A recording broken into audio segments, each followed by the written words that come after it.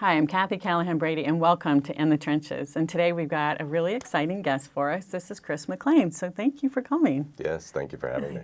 So I am not going to do that, tell everyone what company you work for, because all I can get is Wilcoxon, because there's all of these other ones. And yeah, I looked it up this morning, so you're going to have to tell us. Tell us a little bit about that, and how does it sort of fit? Sure. So I work for Wilcoxon Sensing Technologies. I'm the managing director and president of the business. And what we do is we manufacture products that are used in process automation, factory automation, and underwater acoustics. We make things like accelerometers, hydrophones. They're interesting in that they're man-made materials, so the products are used with man-made piezoceramic material.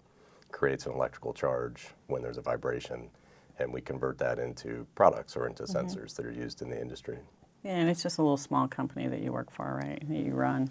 Well, it's a little more than a small business, yeah. But I'm joking about that because what I've learned about you are very humble. It's like, yeah, you work for this particular company, but you run this company. I do. And it is part of it's here, and the other part of it is Indiana. Did I get that right? It's in Indianapolis. So there's several pieces of the business. It's part of a much larger business called Amphenol, which is about an $8 billion business, global enterprise. And I manage two of the businesses for them. One is Wilcoxon and one is Piezo Technologies. And you just recently moved one of them up here to Frederick, not too long ago, right? Yeah, we relocated in October of last year. Yeah. Wow, that's exciting. Yeah, it was. Yeah, we were all very excited about that. And then you've immediately jumped in and started volunteering your time, which I can't tell you how much I'm grateful for. You're on our emerging team.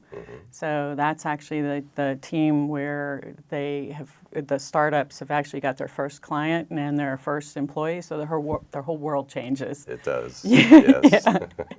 So, we put them with somebody who's running what company? Well, not quite that size, but yeah. It's pretty close. So tell us a little bit about your background and stuff. How did you get to Wilcoxon? Yeah, it was a long and torturous path, I would say, but it started out as many of our small business or incubator companies did. Came up through the university system, had some ideas always along the way, and eventually one of those turned into a business. So we had products and had a business. Joined a small business incubator, a technology incubator. Really, where at? It was up in the Penn State University, so it was the university system.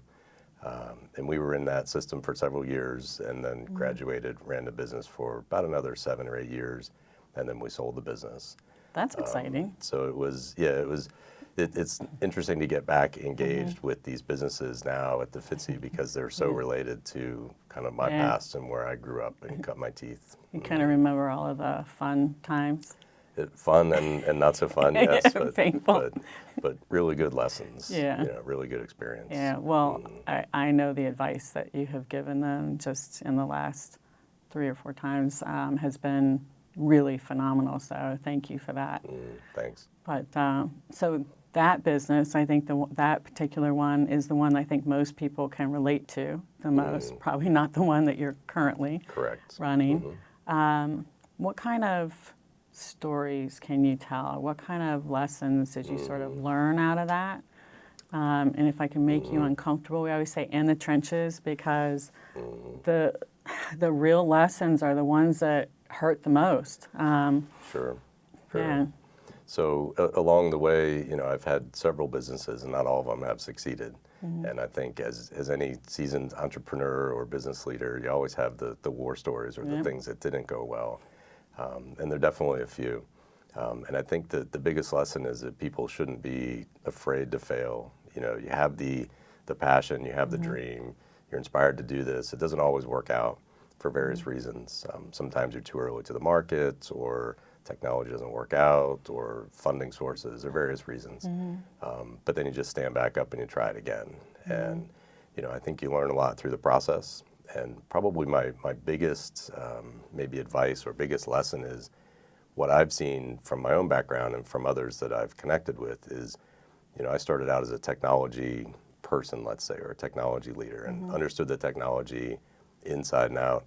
but struggled with other aspects of the greater business, the financing side, the sales and marketing side, distribution side, just building a business. You know, when you go from one person to 100 people, it's a whole different business now. And that needs different skill sets.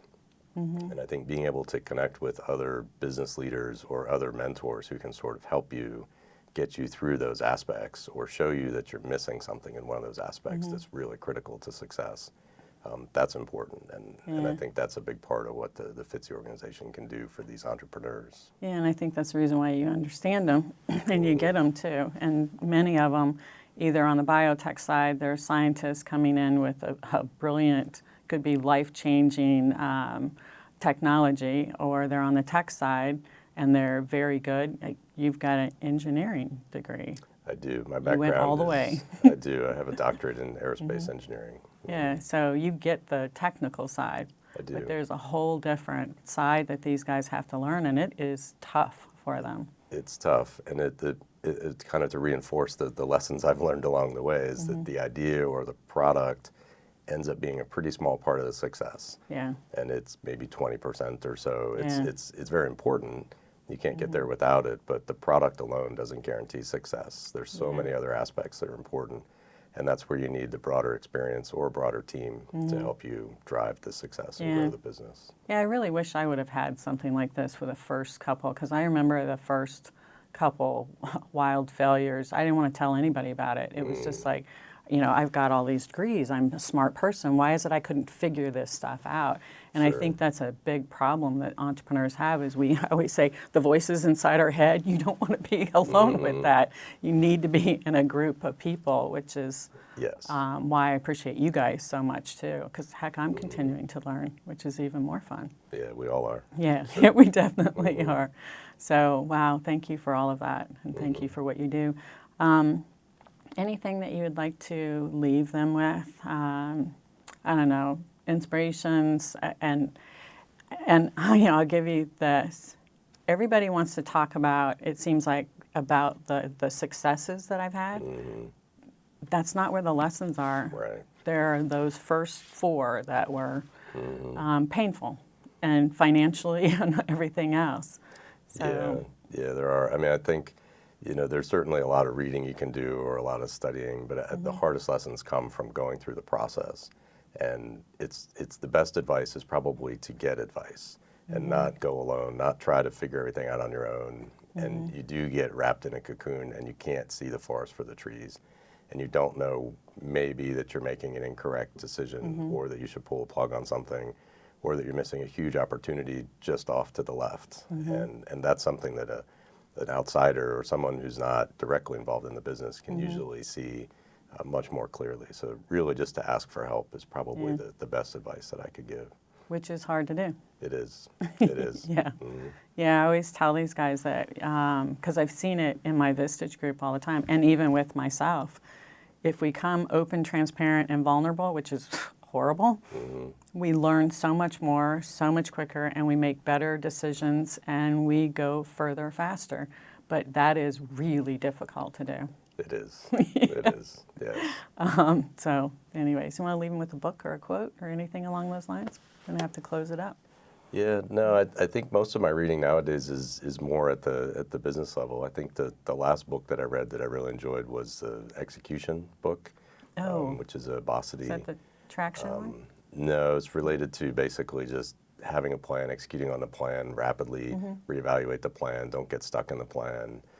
Some really good concepts, maybe not so much for the early startups, but as you're getting into that transition stage where you're starting to add a lot of people, it becomes much more complex to manage a group of even 5 or 10 people than it did when you were doing everything yourself. And that's where the wheels come off sometimes. Boy, that's for sure. The entrepreneur can't do everything themselves. Right. And to be able to manage a team is a challenge. Which is hard to do because we've been doing it all ourselves, and now you have to get your work done through others, which means you've got to become something it's called Execution? Yes. Okay. I think I'm going to read it too. The problem with doing these interviews with all you guys is now my library, which I love reading anyways, is becoming even more ridiculous. But I thought for sure it'd be hockey. I read about that. You love hockey. I do. Did you play it in college? Not as a like a scholarship winner or anything, but just as a recreational. Yeah. I've been playing for most of my life, so it's a lot of fun. I still play. Do you? That's my exercise. Yeah. Very cool. Well, thank you again for everything you do. I'm so glad you're here in Frederick. Yeah, me too. So thanks for coming. Appreciate it. Sure. Thanks for having me. Yeah. And thank you guys for watching In the Trenches. You can learn more at fitzy.org about all of the people behind Fitzy that really help drive our companies and celebrate them. You guys have a great day.